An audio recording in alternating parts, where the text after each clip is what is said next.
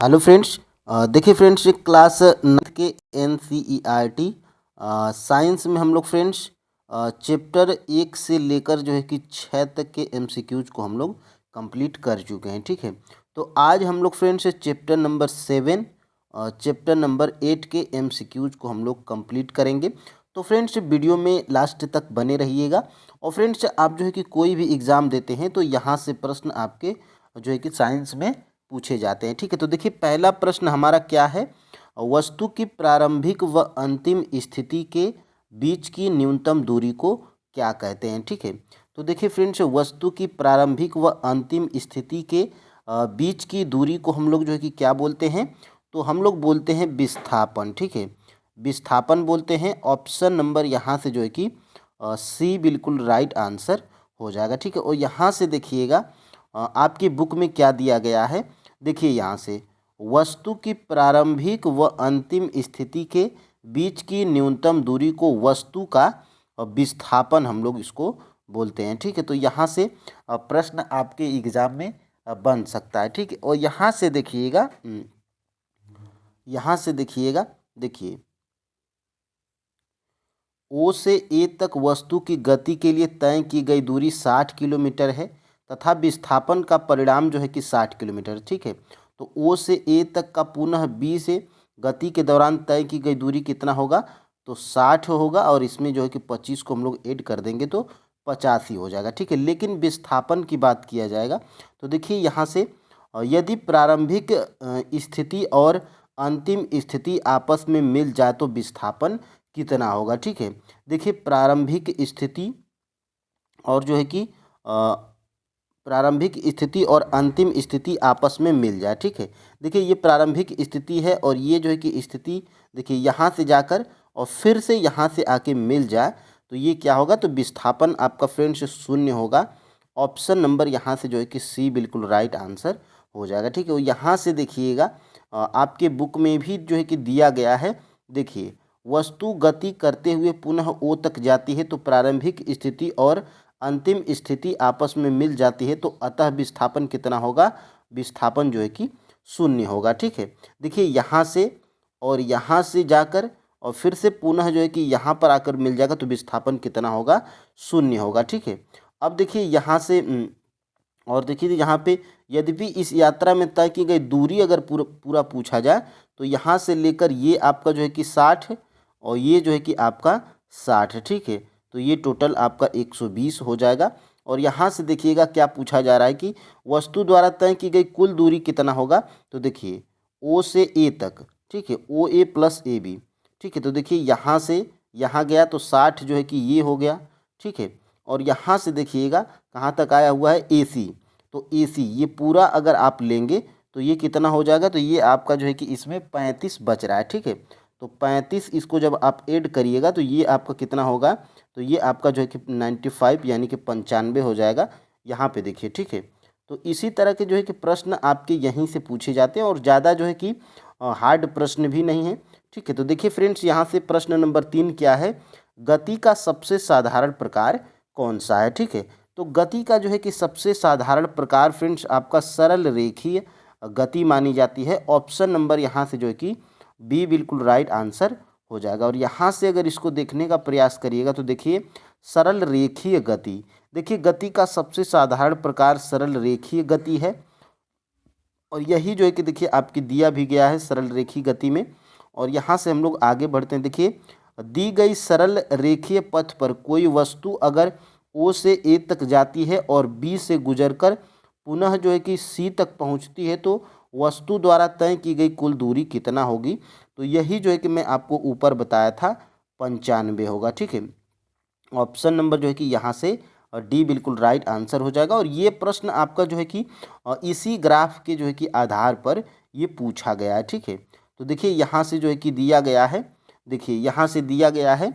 देखिए देखिए माना कि भिन्न भिन्न क्षणों में ए बी और सी वस्तुओं की स्थिति को प्रदर्शित करती है। तो पहले यह सी और बी से गुजरती है, ए तक पहुंचती है, इसके पश्चात लौटती है जब तो बी से गुजरते हुए सी तक पहुंचती है तो ओ ए प्लस ए सी। और यहाँ पे देखिए यहाँ पे 95 आपका जो है कि निकल के आया है। ठीक है, तो फ्रेंड्स बिल्कुल यहीं से प्रश्न आपके एग्ज़ाम में पूछे जाते हैं और आपको जो है कि ज़्यादा पैनिक भी नहीं होना है। बिल्कुल चैप्टर वाइज यहाँ पे जो है कि आपको प्रश्न मिल रहे हैं और यहाँ से जो है कि आपको लाभ मिलने वाला है। अगर आप रेलवे का एग्ज़ाम्स देते हैं, एसएससी का एग्ज़ाम देते हैं और फ्रेंड्स या तो अपना बोर्ड का एग्ज़ाम देते हैं। ठीक है, देखिए क्वेश्चन नंबर 5 क्या है। किसी वस्तु की स्थिति को बताने के लिए हमें एक निर्देश बिंदु की आवश्यकता होती है, उस बिंदु को जो है कि क्या कहते हैं। ठीक है, तो देखिए किसी वस्तु की स्थिति को बताने के लिए हमें जो है कि एक निर्देश बिंदु की आवश्यकता होती है, उस बिंदु को हम लोग क्या बोलते हैं, तो मूल बिंदु बोलते हैं। ठीक है, तो ऑप्शन नंबर यहाँ से सी बिल्कुल राइट आंसर हो जाएगा। ठीक है, और यहाँ से अगर इसको देखने का प्रयास करिएगा, देखिए गति का वर्णन। देखिए फ्रेंड्स, किसी वस्तु की स्थिति को बताने के लिए हमें एक निर्देश बिंदु की आवश्यकता होती है, जिसे हम लोग क्या बोलते हैं, मूल बिंदु बोलते हैं। ठीक है, तो यहाँ से प्रश्न आपके एग्जाम में बन सकता है। अब देखिए फ्रेंड्स, यहाँ से प्रश्न नंबर जो है कि 6 क्या है। गाड़ियों में एक यंत्र लगा होता है जो उसके द्वारा तय की गई दूरी को प्रदर्शित करता है, उस यंत्र को हम लोग क्या बोलते हैं। आपने देखा होगा शहरों में ऑटो वाले जो होते हैं वो क्या करते हैं, ऑटो वाले या जो है कि कार वाले जो यात्री को यहाँ से लेकर वहाँ तक जो है कि ढोते रहते हैं, तो उसमें जो है कि देखिए वो किलोमीटर के हिसाब से पैसा लेते हैं। तो वो किस यंत्र में देखते हैं कि गाड़ी हमारी कितना किलोमीटर तक चली है, तो वो है फ्रेंड्स आपका जो है कि ओडोमीटर। ठीक है, ओडोमीटर बोलते हैं। इससे होता क्या है, तो गाड़ियों में एक यंत्र लगा होता है जिसे हम लोग ओडोमीटर बोलते हैं, उसके द्वारा तय की गई दूरी को प्रदर्शित करता है। तो ऑप्शन नंबर यहाँ पर जो है कि बी बिल्कुल राइट आंसर हो जाएगा और ये आप याद रखिएगा। ठीक है, यहीं ये प्रश्न आपका पूछा भी जाता है। और यहाँ से देखिएगा, देखिए स्वचालित वाहनों में एक यंत्र लगा होता है जो उनके द्वारा तय की गई दूरी को प्रदर्शित करता है, इस यंत्र को हम लोग ओडोमीटर बोलते हैं। ठीक है, तो यहाँ से प्रश्न आपके एग्जाम में बन सकता है। और यहाँ से देखिएगा सरल रेखीय गति के कौन कौन से प्रकार हैं। ठीक है, तो सरल रेखीय गति के फ्रेंड्स आपके एक समान गति और असमान गति, यानी कि ऑप्शन नंबर सी बिल्कुल राइट आंसर हो जाएगा, ए और बी दोनों। ठीक है, तो यहाँ से आगे हम लोग बढ़ते हैं और यहाँ से देखिए एक समान गति और असमान गति। ठीक है, देखिए यहाँ से देखिएगा, ये देखिए आपका जो है कि दिया भी गया है। देखिए यहाँ से देखिए, क्योंकि वस्तु समान समांतराल में समान दूरी तय करती है तो उसकी गति को एक समान गति कहते हैं। इस तरह की गति समांतराल छोटा होना चाहिए। और देखिए वस्तुओं के समान समांतराल में असमान दूरी तय की जाती है। उदाहरण के लिए देखिए क्या है, भीड़ वाली सड़क पर जा रही कार, पार्क में दौड़ रहा एक व्यक्ति, ये असमान गति जो है कि दर्शाते हैं। ठीक है, तो ये महत्वपूर्ण है। और यहाँ से देखिएगा आपका जो कि 8 नंबर का प्रश्न क्या है, चाल हम लोग किसे कहते हैं। ठीक है, तो चाल फ्रेंड्स हम लोग उसे बोलते हैं इकाई समय में तय की गई दूरी। ठीक है, तो यहाँ से ऑप्शन नंबर ए बिल्कुल राइट आंसर हो जाएगा। और यहाँ से देखते हैं आगे, चालक का मात्रक कौन सा है। ठीक है, तो देखिए फ्रेंड्स चालक का जो मात्रक होता है ये होता है किलोमीटर प्रति घंटा। ठीक है, तो ये आपका ऑप्शन नंबर जो है कि सी बिल्कुल राइट आंसर हो जाएगा। और देखिए सेंटीमीटर में तो क्या होता है, सेंटीमीटर प्रति सेकेंड होता है। और मीटर में देखेंगे तो ये मीटर प्रति सेकेंड, यानी कि ऑप्शन नंबर यहाँ से जो है कि डी बिल्कुल राइट आंसर हो जाएगा। ठीक है, तो ये सभी हैं। मायने ये रखता है कि आप मीटर में चाल को निकालते हैं या सेंटीमीटर में या किलोमीटर में। ठीक है, तो यहाँ पर फ्रेंड्स आगे हम लोग बढ़ते हैं और देखिए गति की दर का समान। देखिए यहाँ से जो है कि क्या दिया गया है, वस्तु द्वारा इकाई समय में तय की गई दूरी के उपयोग से उस वस्तु की गति दर प्राप्त की जा सकती है। और इस प्रकार राशि को जो है कि चाल कहा जाता है। चाल का मात्रक क्या होता है, तो चाल का मात्रक होता है मीटर प्रति सेकेंड, या तो देखिए ये होता है मीटर प्रति सेकेंड होता है। और यही जो है कि अगर आप इसको ऐसे लिखेंगे तो ये क्या हो जाता है, मीटर इंटू सेकेंड पे माइनस जो है कि 1 हो जाता है। ठीक है, तो ये आपका जो है कि दिया गया है। और यहाँ से देखिएगा, यहाँ से देखिए असमान गति हम लोग किसे बोलते हैं। ठीक है, तो असमान गति किसे बोलते हैं, तो समान समांतराल में असमान दूरी, ये क्या है, असमान गति है। ठीक है, तो ऑप्शन नंबर यहाँ से ए बिल्कुल राइट आंसर हो जाएगा। और यहाँ से आगे हम लोग बढ़ते हैं। देखिए एक समान और समान गति ये आपने जो है कि देख ही लिया है।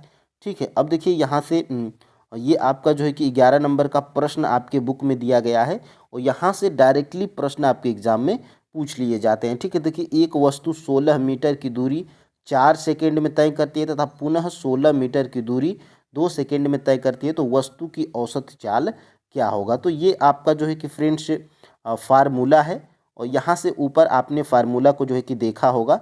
तो देखिए सबसे पहले दोनों जो है कि दूरी को हम लोग देखिए इसको जोड़ लिया है 32 और समय को जोड़ लिया है और देखिए औसत चाल क्या है, तो कुल तय की गई दूरी और कुल जो है कि समय।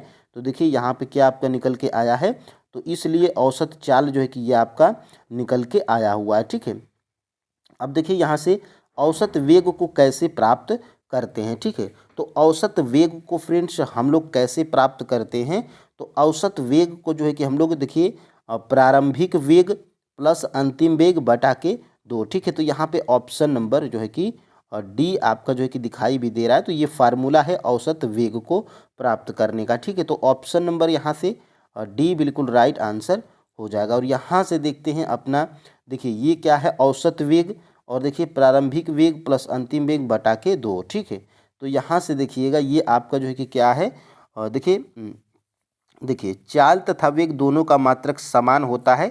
देखिए मीटर प्रति सेकेंड, आप देखिए मीटर या तो सेकेंड लिखिए या तो आप जो है कि ऐसे भी लिख सकते हैं मीटर इंटू सेकेंड, और ये ऊपर से जब नीचे जाता है, मतलब नीचे से जब ऊपर जाता है तो यहाँ पे यस पे क्या हो जाता है, -1 हो जाता है। ठीक है, अब देखिए यहाँ से ये आपका जो है कि निकाला गया है और ये आपका आपके इस चैप्टर में ये सवाल भी दिया गया है। उषा 90 मीटर लंबे तालाब में तैरती है। वह एक सिरे से दूसरे सिरे तक सरल रेखी पथ पर जाती है तथा वापस आती है, यानी कि यहाँ से शुरू की है एक किनारे से और जाती है और फिर जो है कि आ जाती है। ठीक है, तो विस्थापन कितना हो गया, तो विस्थापन आपका 0 हो गया, याद रखिएगा। और यहाँ से इस दौरान वह 180 मीटर की दूरी 1 मिनट में तय करती है। तो उषा की औसत चाल और औसत वेग ज्ञात कीजिए। ठीक है, तो देखिए यहाँ से और देखिए उषा 1 मिनट में तय की गई दूरी कितना है, तो 180 आपका दिया गया है और 1 मिनट में उषा का विस्थापन तो देखिए गई है और फिर उसके बाद आ गई है, तो विस्थापन आपका 0 हो जाएगा। तो देखिए यहीं पे जो है कि दिया भी गया है औसत चाल 180 बटा के 1 मिनट, और जो है कि इसको सेकेंड में बदल दिया है, तो यहाँ पे क्या आ गया है 3 मीटर प्रति सेकेंड आपका निकल के आ गया है। ठीक है, तो देखिए औसत वेग, तो औसत वेग आपका जो है कि विस्थापन बटा के लिया गया कुल समय। ठीक है, तो यहाँ से देखिएगा विस्थापन 0 है और ये आपका जो है कि कुल लिया गया समय तो 60 सेकेंड है, यानी कि 1 मिनट है।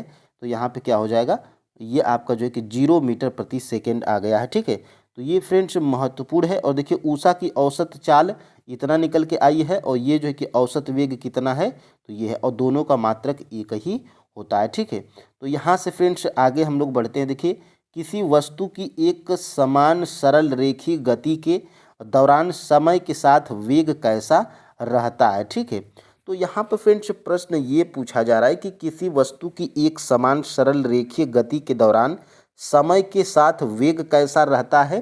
तो समय के साथ जो है कि ये वेग जो है कि आपका नियत रहता है। ठीक है, ऑप्शन नंबर जो है कि यहाँ से सी बिल्कुल राइट आंसर हो जाएगा। ठीक है, अब देखिए यहाँ से हम लोग आगे बढ़ते हैं और देखिए वेग में परिवर्तन की दर। देखिए किसी वस्तु की एक समान सरल रेखीय गति के दौरान समय के साथ वेग क्या रहता है, नियत रहता है। तो यहीं से फ्रेंड्स प्रश्न आपके एग्जाम में बन जाते हैं। ठीक है, अगर आप इस बुक को पढ़िएगा तो बहुत ही बोरिंग लगेगी, लेकिन बहुत ही मोस्ट इम्पोर्टेंट ये सारे चैप्टर हैं और यहाँ से प्रश्न आपके पूछ लिए जाते हैं। ठीक है, और देखिए यहाँ से यदि त्वरण वेग की विपरीत दिशा में हो तो इसे डट लिया जाता है। ठीक है, तो यदि देखिए त्वरण वेग के विपरीत दिशा में होगा तो इसको जो है कि हम लोग ऋणात्मक लेंगे। ठीक है, और यहाँ से ऑप्शन नंबर जो है कि बी बिल्कुल राइट आंसर हो जाएगा। और यहाँ से आपके बुक में भी दिया गया है, देखिए त्वरण का मात्रक कितना होता है। ठीक है, तो त्वरण का मात्रक फ्रेंड्स देखिए कितना होता है, तो त्वरण का जो है कि मात्रक आपका जो है कि होता कितना है, देखिए यहाँ से त्वरण का मात्रक जो है कि मीटर प्रति सेकेंड। ठीक है, मीटर प्रति सेकेंड स्क्वायर होता है। यहाँ से ऑप्शन नंबर जो है कि सी बिल्कुल राइट आंसर हो जाएगा। देखिए त्वरण का मात्रक कितना होता है, तो मीटर प्रति सेकेंड पे माइनस जो है कि 2 होता है। ठीक है, ये यहाँ पे माइनस जो है कि माइनस हो जाएगा। और यहाँ से देखिए आपके बुक में भी दिया गया है, देखिए यहाँ से त्वरण का मात्रक जो है कि कितना होता है आपका, ये लिखिए मीटर प्रति सेकेंड स्क्वायर लिखिए, या तो ऐसे अगर ये ऊपर जाएगा तो कितना हो जाएगा, मीटर इंटू सेकेंड पे -2 हो जाता है। ठीक है, तो ये आप याद रखिएगा। और देखिए यदि त्वरण वेग की दिशा में हो तो इसे जो है कि वेग की दिशा में होगा तो धनात्मक होगा, और यदि वेग विपरीत दिशा में होगा तो क्या होगा, ऋणात्मक होगा। ठीक है, तो यहाँ से प्रश्न बन सकता है। और यहाँ से देखिएगा, एक सरल रेखा में चल रही वस्तु के वेग में समय के साथ परिवर्तन को किस ग्राफ द्वारा दर्शाया जाता है। तो एक सरल रेखा में चल रही वस्तु के वेग में समय के साथ परिवर्तन को किस ग्राफ से दर्शाया जाता है, तो ये है फ्रेंड्स आपका वेग समय ग्राफ से दर्शाया जाता है। ठीक है, तो ऑप्शन नंबर यहाँ से सी बिल्कुल राइट आंसर हो जाएगा। और देखिए 16 का देखिए वेग समय ग्राफ, देखिए एक सरल रेखा में चल रही वस्तु के वेग में समय के साथ परिवर्तन को वेग समय ग्राफ द्वारा दर्शाया जाता है। तो यहाँ से प्रश्न आपके एग्जाम में डायरेक्टली तौर पे बन सकता है। और यहाँ से देखिए एक समान चाल के लिए समय के साथ तय की गई दूरी का ग्राफ कैसा होगा। ठीक है, तो ये जो है कि आपका फ्रेंड्स सरल रेखीय ग्राफ होगा। ऑप्शन नंबर यहाँ से जो है कि ये बिल्कुल राइट आंसर हो जाएगा। अब देखिए यहाँ से 18 नंबर के प्रश्न, देखिए दूरी समय ग्राफ। ठीक है, और यहाँ से देखिएगा एक समान चाल के लिए समय के साथ तय की गई दूरी का ग्राफ एक सरल रेखा है। ठीक है, तो यहाँ से प्रश्न बनेगा। और यहाँ से देखिए कौन सा समीकरण वेग एवं समय में संबंध व्यक्त करता है। ठीक है, तो ये फ्रेंड्स मोस्ट इम्पोर्टेंट प्रश्न है और बहुत बार एग्जाम में पूछा जा चुका है।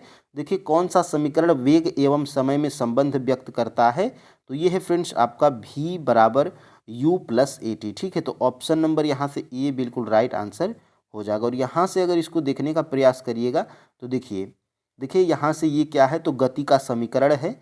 और देखिए यहाँ से ये पहला समीकरण क्या दर्शाता है, और दूसरा समीकरण क्या दर्शाता है, और तीसरा समीकरण क्या दर्शाता है। ठीक है, तो देखिए यू का प्रारंभिक वेग v तथा t समय के लिए एक समान त्वरण a से चलती है, तो v अंतिम वेग तथा t समय में वस्तु के द्वारा तय की गई दूरी यस।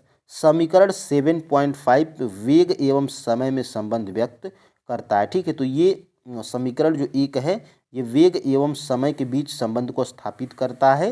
और ये जो देखिए समीकरण 7.6 समय व स्थिति के बीच संबंध स्थापित करता है। ठीक है, तो समय व स्थिति को कौन संबंध व्यक्त करता है, तो ये समीकरण नंबर 2। ठीक है, अब देखिए यहाँ से तीसरा क्या है, समीकरण 7.7 जो कि वेग एवं स्थिति के बीच संबंध स्थापित करता है। तो वेग एवं स्थिति के बीच कौन संबंध स्थापित करता है, तो ये समीकरण नंबर 3। ठीक है, तो ये आप जो है कि याद रखिएगा। और यहाँ से फ्रेंड्स देखिए ऐसी दशा जिसमें वस्तु पर बल लगने पर भी वस्तु गति नहीं करती है, उस बल को हम लोग क्या कहते हैं। ठीक है, देखो तो यहाँ से चैप्टर आपका 8 स्टार्ट हो चुका है।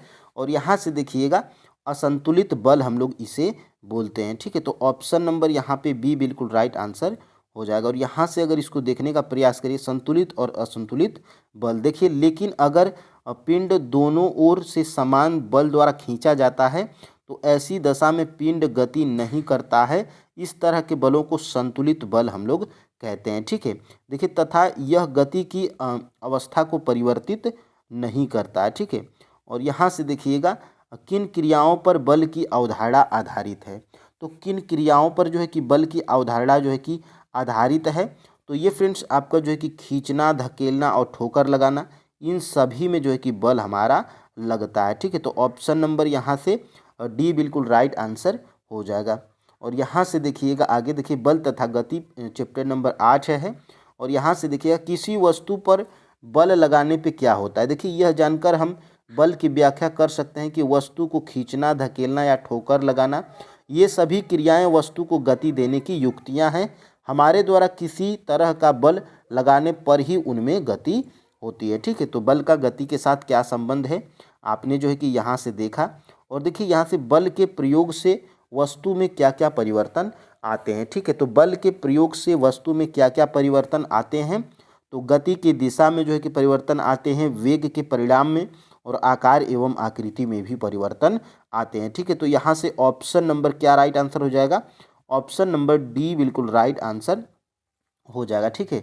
और यहाँ से देखने का प्रयास करिएगा तो देखिए, किसी वस्तु में वेग का परिणाम बदलने अर्थात वस्तु की गति को तेज या धीमी करने के लिए उसकी गति की दिशा बदलने के लिए बल का प्रयोग किया जाता है, ठीक है। तो यहीं से प्रश्न आपके डायरेक्टली एग्जाम में देखिए, यहाँ से जानते हैं कि हम किसी बल के प्रयोग द्वारा वस्तु का आकार या आकृति भी बदल जाती है। जैसे आपने देखा होगा, कंफ्यूज हो रहे होंगे तो आपने एक ये आपने जो है कि स्प्रिंग देखी होगी, स्प्रिंग जो लोहे की स्प्रिंग होती है और उसमें जब आप बल लगाएंगे तो उसके आकार में भी परिवर्तन होगा, ठीक है। तो यहाँ से जो है कि बल लगाने पर स्प्रिंग फैलती है। देखिए, बल लगाने पर गोलाकार गेंद अंडाकार हो जाती है।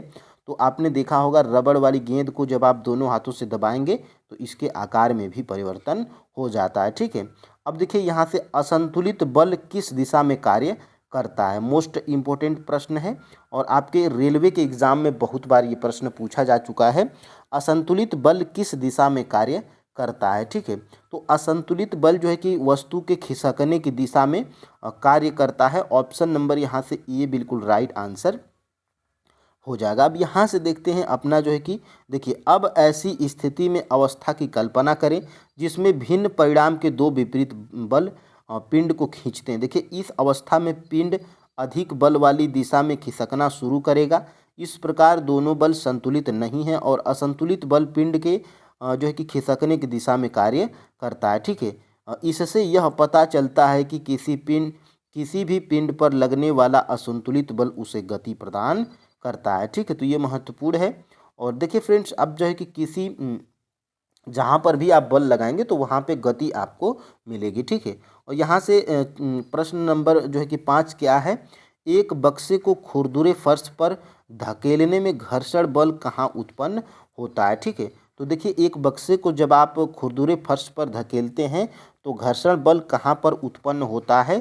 तो देखिए, बक्से के नीचे की सतह और फर्श के बीच में जो है कि बल उत्पन्न होता है, ठीक है। तो ऑप्शन नंबर यहाँ से सी बिल्कुल राइट आंसर हो जाएगा। और यहाँ से देखते हैं अपने इस प्रश्न को, तो देखिए, घर्षण बल किस दिशा में कार्य करता है, ठीक है। तो घर्षण बल फ्रेंड्स आपका जो है कि वस्तु के धकेलने की विपरीत दिशा में कार्य करता है, ठीक है। तो ऑप्शन नंबर यहाँ से बी बिल्कुल राइट आंसर हो जाएगा। और यहाँ से देखते हैं आगे अपने अगले प्रश्न को। तो देखिए, जब कुछ बच्चे एक बक्से को खुरदुरे फर्श पर धकेलने की कोशिश करते हैं, यदि वे कम बल के साथ बक्से को धकेलते हैं तो बक्सा नहीं खिसकता है, क्योंकि घर्षण बल धकेलने की विपरीत दिशा में कार्य जो है कि काम कर रहा है, ठीक है। अब देखिए, यहाँ से बक्से के नीचे की सतह तथा फर्श की खुरदुरी सतह के बीच क्या होता है, यह घर्षण बल दोनों संपर्क सतहों के बीच उत्पन्न होता है, अर्थात बक्से के नीचे की सतह तथा फर्श की खुरदुरी सतह के बीच ये बल लगता है, ठीक है। तो यह घर्षण बल धकेलने में लगे बल को संतुलित करता है और यही कारण है कि बक्सा नहीं खिसकता है, ठीक है। अब देखिए, यहाँ से ये चित्र बनाकर भी आपका दिया गया है। और देखिए, एक बक्सा खुरदुरे फर्श पर जो है कि कब खिसकता है, तो ये भी महत्वपूर्ण है कि एक बक्सा खुरदुरे फर्श पर कब खिसकता है। तो एक देखिए, जब धकेलने में लगा बल घर्षण बल से ज़्यादा हो, ठीक है। तो घर्षण बल से ज़्यादा आप जो है कि लगाएंगे अपना बल, तभी जो है कि वस्तु खिसकेगी, वरना नहीं खिसकेगी, ठीक है। तो यहाँ से ऑप्शन नंबर सी बिल्कुल राइट आंसर हो जाएगा। और देखिए फ्रेंड्स, जब आप इस बुक को पढ़ेंगे ना, इस चैप्टर को, तो बहुत ही ये चैप्टर आपको बोरिंग लगेगा, लेकिन बहुत ही महत्वपूर्ण चैप्टर है। देखिए, बक्से के नीचे की सतह तथा फर्श की खुरदुरी सतह के बीच यह घर्षण बल धकेलने में लगे बल को संतुलित करता है और यही कारण है कि बक्सा नहीं खिसकता है। देखिए, बच्चे की जो जोर से धकेलते हैं लेकिन बक्सा फिर भी नहीं खिसकता है, ठीक है। तो यही है आपका जो है कि यहाँ से प्रश्न क्या पूछा गया था कि यहाँ से देखिए, एक बक्सा खुरदुरे फर्श पर कब खिसकता है। तो यहाँ से जो है कि जब धकेलने में लगा बल घर्षण बल से ज़्यादा होगा तभी ये बक्सा खिसकेगा, ठीक है। अब देखिए, यहाँ से आगे हम लोग बढ़ते हैं। देखिए, ऐसा इसलिए होता है क्योंकि घर्षण बल अभी भी धकेलने वाले बल को संतुलित कर रहा है। अगर बच्चे बक्से को ज़्यादा जोर से धकेलते हैं तब धकेलने वाला बल घर्षण बल से अधिक हो जाता है। यहाँ असंतुलित बल कार्य करता है, इसलिए बक्सा जो है कि खिसकने लगता है, ठीक है। तो यहाँ से प्रश्न, और देखिए यहाँ से यह किस वैज्ञानिक ने निष्कर्ष निकाला था कि जब तक कोई बाह्य बल कार्य नहीं करता वस्तुएं निश्चित गति से चलती हैं। ठीक है, तो यह जो है कि फ्रेंड्स सबसे पहले आपके गैलीलियो जी ने निकाले थे। ऑप्शन नंबर यहाँ से जो है कि बी बिल्कुल राइट आंसर हो जाएगा। और आपके बुक में भी इनका जिक्र थोड़ा बहुत किया गया। देखिए, गति का प्रथम नियम। देखिए फ्रेंड्स, वस्तुओं की गति आनत तल पर गति को देखकर गैलीलियो ने यह निष्कर्ष निकाला कि जब तक कोई बाह्य बल कार्य नहीं करता है वस्तुएं एक निश्चित गति से चलती हैं। ठीक है, तो यहाँ से महत्वपूर्ण है। और देखिए, अगर दो आनत तल के झुकाव समान हैं तो कांच की गोली एक आनत तल से छोड़ने पर दूसरे आनत तल पर जो है कि कितनी दूरी पर चढ़ेगी। ठीक है, तो ये आपका जो है कि समान दूरी पर चढ़ेगी। ऑप्शन नंबर यहाँ से ए बिल्कुल राइट आंसर हो जाएगा। ठीक है, और यहाँ से फ्रेंड्स देखिएगा अपना जो है कि अगला प्रश्न। तो देखिए यहाँ से, यदि दोनों ओर के तलों के झुकाव समान हो तो गोली उतनी ही दूरी पर चढ़ेगी जितनी दूर पर वह लुढ़के थे। ठीक है, तो ये महत्वपूर्ण है। और यहाँ से देखिएगा, देखिए ये है, देखिए दोनों ओर दूरी समान है। तो देखिए जहाँ पर जो है कि मान लीजिए कि यहाँ पर से जो है कि आपने गोली को यहाँ से गिराया तो गोली यहाँ से होकर जहाँ से लगभग इतना ही दूरी पर जो है कि लुढ़केगी। ठीक है, और यहाँ से करेंगे तो यहाँ से लगभग यहाँ तक पहुँच जाएगी, और यहाँ से करेंगे तो यहाँ से यहाँ तक रह जाएगी। ठीक है, तो ये आपका दिया गया है। देखिए 10 नंबर का प्रश्न क्या है, दोनों आनत तल में से एक के बल को शून्य कर दिया जाए तो गोली को मूल ऊंचाई प्राप्त करने के लिए कितनी दूरी तय करनी पड़ेगी। ठीक है, तो ऑप्शन नंबर का जो है कि 10 का जो है कि राइट आंसर क्या है, गोली चलती रहेगी। ठीक है, तो ऑप्शन नंबर यहाँ से बी बिल्कुल राइट आंसर हो जाएगा। और यहाँ पर फ्रेंड्स देखिए, चैनल पे नए हैं तो चैनल को सब्सक्राइब अवश्य कर लीजिएगा। और देखिए फ्रेंड्स, आपके NCERT को हम लोग स्टार्ट किए हुए हैं। 6 से लेकर 10 तक की NCERT साइंस, और 6 से लेकर 10 तक की हिस्ट्री, और 6 से 10 तक लेकर जो है कि हम लोग जियोग्राफी को स्टार्ट किए हुए हैं। ठीक है, और यहाँ से देखिएगा आगे बढ़ते, देखिए अगर अगर इस तल को क्षैतिज कर दिया जाए अर्थात ढाल जो है कि शून्य कर दिया जाए तो गोली मूल ऊंचाई प्राप्त करने के लिए क्षैतिज तल पर लगातार चलती ही रहेगी। यह गोली पर लगने वाला असंतुलित बल क्या हो जाता है, शून्य है। ठीक है, तो यहाँ से जो है कि महत्वपूर्ण है। और यहाँ से आगे हम लोग बढ़ते हैं फ्रेंड्स अपने अगले प्रश्न की तरफ। देखिए, न्यूटन की गति का प्रथम नियम क्या है। ठीक है, तो ये भी महत्वपूर्ण है। आपके किसी भी एग्जाम में ये प्रश्न टपक जाता है कि न्यूटन की गति का प्रथम नियम क्या है, और या इसके एग्जाम्पल को पूछ लिया जाता है। तो यहाँ पे देखिए फ्रेंड्स, आपका देखिए वस्तु बिना बाह्य बल के एक समान गति की अवस्था में रहती है। ये क्या है, तो ये है फ्रेंड्स आपका जो है कि ऑप्शन नंबर बी, और ये न्यूटन की गति का जो है कि प्रथम नियम है। ठीक है, अब देखिए यहाँ से आगे हम लोग बढ़ते हैं। न्यूटन ने बल एवं गति के कितने मौलिक नियम दिए हैं। तो न्यूटन जो है कि आपका जो है कि 3 नियम जो है कि दिए हुए हैं बल के। ठीक है, बल एवं गति के। तो ऑप्शन नंबर यहाँ से बी बिल्कुल राइट आंसर हो जाएगा। ठीक है, और यहाँ से 13 का देखेंगे प्रश्न। तो देखिए यहाँ से, गति के पहले नियम को और किस नाम से जाना जाता है। तो ये मोस्ट इम्पोर्टेंट प्रश्न है, इसको स्टार मार्क कर लीजिए। यहाँ पर फ्रेंड्स देखिएगा, मोस्ट इम्पोर्टेंट प्रश्न है, गति के पहले नियम को और किस नाम से जाना जाता है। तो ये जो है कि गति न्यूटन के गति के पहले नियम को हम लोग जड़त्व का नियम भी बोलते हैं। ठीक है, तो ऑप्शन नंबर यहाँ से बी बिल्कुल राइट आंसर हो जाएगा। और यहाँ से अगर इसको देखने का प्रयास करिएगा तो देखिए यहाँ से आपका जो है कि दिया भी गया है। देखिए यहाँ से आपका ये इम्पोर्टेंट फैक्ट है, और इस पूरे चैप्टर में आपने क्या सीखा है यहाँ पे जो है कि दिया गया है। ठीक है, देखिए स्थिति में परिवर्तन एक गति है, इसकी व्याख्या तय की गई दूरी या विस्थापन के रूप में की जा सकती है। दूसरा क्या है, देखिए एक वस्तु की गति समान या असमान होना उस वस्तु के वेग पर निर्भर करता है जो कि नियत है, यह बदल रहा है। ठीक है, और देखिए यहाँ से आपके जो है कि देखिए एक समान त्वरण से चल रही एक वस्तु की गति व्याख्या निम्न समीकरणों के माध्यम से की जाती है। ठीक है, ये आपका समीकरण है। और यहाँ से देखिएगा, देखिए वृत्ति पथ पर एक समान से चलती है तो उसकी गति एक समान वृत्तीय गति कहा जाता है। ठीक है, तो ये आपने इस चैप्टर में सीखा। और यहाँ से देखिएगा गति का प्रथम नियम, देखिए वस्तु अपनी विरामावस्था अथवा सरल रेखा पर एक समान गति की अवस्था में तब तक बनी रहती है जब तक उस पर कोई असंतुलित बल कार्य न करे। ठीक है, और देखिए यहाँ पे वस्तुओं द्वारा अपनी गति अवस्था में परिवर्तन का प्रतिरोध करने की प्रवृत्ति को क्या बोलते हैं? जड़त्व बोलते हैं। और देखिए किसी वस्तु का द्रव्यमान उसके जड़त्व की माप है। इसका एसआई मात्रक क्या होता है? किलोग्राम होता है, ठीक है। और यहाँ से देखिएगा, देखिए बल का एसआई मात्रक पूछा जाता है तो देखिए केजी क्या है? केजी मीटर प्रति सेकेंड होता है, ठीक है। न्यूटन के नाम से भी जाना जाता है ये नियम, ठीक है। और यहाँ से आगे हम लोग बढ़ते हैं कि घर्षण बल सदैव वस्तु की गति का प्रतिरोध करता है, ठीक है। और देखिए किसी वस्तु का द्रव्यमान उसके जड़त्व की माप है, ये आपने देख लिया है। और देखिए यहाँ से गति का तृतीय नियम, ठीक है। तो देखिए यहाँ से गति का तृतीय नियम, प्रत्येक क्रिया के समान एक विपरीत प्रतिक्रिया होती है, ये दो विभिन्न वस्तुओं पर कार्य करती है, ठीक है। तो ये तीनों नियम फ्रेंड्स पूछे जाते हैं। और ये क्लास आपको कैसी लगी कमेंट में आप ज़रूर बताइएगा। और फ्रेंड्स बच गए हैं आपके जो है कि अभी 4 चैप्टर और बचे हुए हैं, उनको भी हम लोग जल्द कंप्लीट कर लेंगे, ठीक है। तो फ्रेंड्स आज के लिए इतना ही। जय हिंद।